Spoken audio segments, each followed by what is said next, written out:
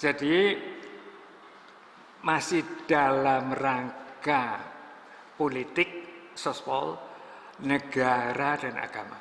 Lalu saya tulis pasal 48 agama dan kebebasan beragama. Saya bedakan antara kebebasan agama dan kebebasan beragama. Maka kita mulai dengan istilah dulu. Peristilahan dan pengertian. Jadi istilah mengungkapkan pengertian. Ada pembedaan. A. 1. Kebebasan agama. 2. Kebebasan beragama. Kebebasan agama berarti A. Bebas memilih agama. B. Tapi tidak bebas ganti agama. Sekali pilih, salah pilih, nggak bisa ganti. Ya. Kalau kebebasan beragama, bebas menganut, memilih agama, bebas ganti agama. Itu perbedaan. Kebebasan agama dan kebebasan beragama. Kebebasan agama menyangkut agamanya yang bebas, kebebasan beragama orangnya.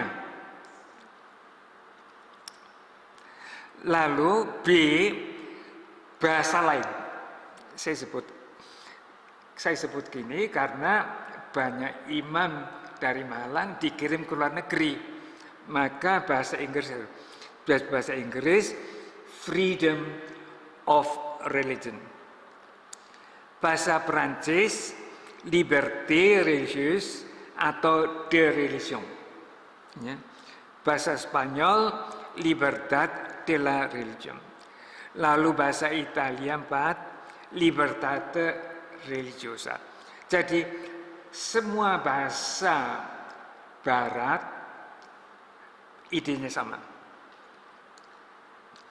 Maka perhatikan perbedaan kebebasan beragama dan kebebasan agama.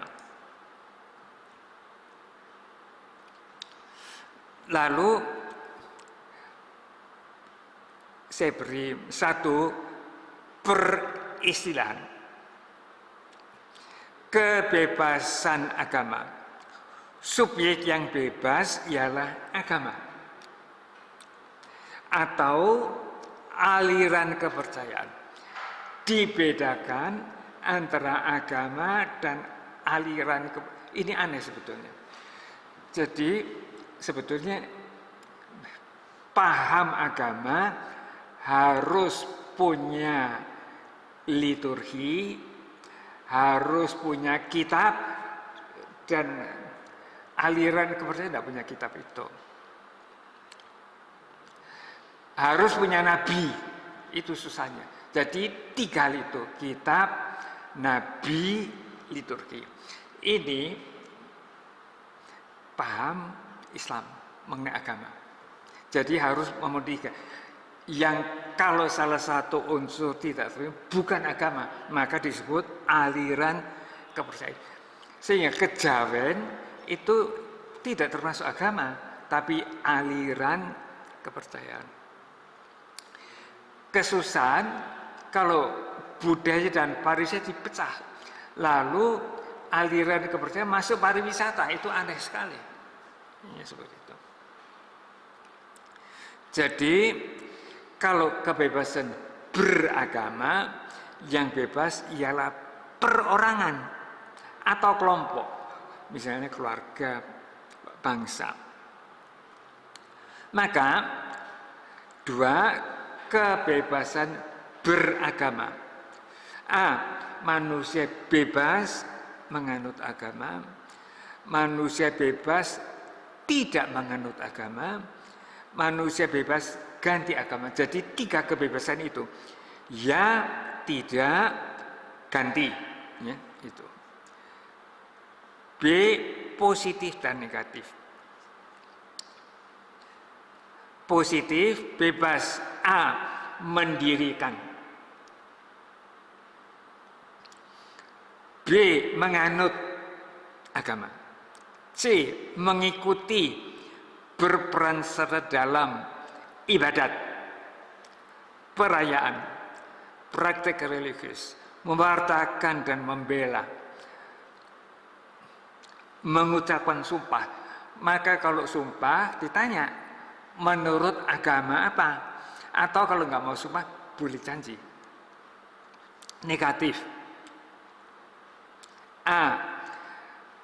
Bebas untuk tidak menganut agama. Bebas mengikuti, berperan serta dalam upacara keagamaan. Bersumpah menurut agama atau diganti dengan janji. Saya pernah mengalami mahasiswa kedokteran lulus, lalu dia disumpah. Dia bilang, saya tidak boleh bersumpah. Ya sudah, yang nyumpah pintar, pilih janji saja. Maka B. Bebas untuk meninggalkan agama, bebas untuk pindah agama, ganti agama. 2. Pendasaran, alasan sebabnya. Saya berikan A. Dasar sekular, dasar kelompok yang tidak menganut agama. Menurut 1. Hukum internasional. Jadi berlaku di seluruh dunia, tidak hanya di Indonesia. Untuk Katolik, A. Deklarasi deklarasi HAM. Yang saya kutip dalam bahasa Inggris karena teks aslinya dalam bahasa Inggris, ya. Everyone has the right of thought. Setiap orang mempunyai kebebasan berpikir, conscience, hati nurani, and religion, agama. Jadi 3 hal: pikiran, hati nurani, agama. This right includes, hak ini meliputi freedom to change his religion of belief. Kebebasan untuk mengganti agama atau kepercayaannya, and the freedom,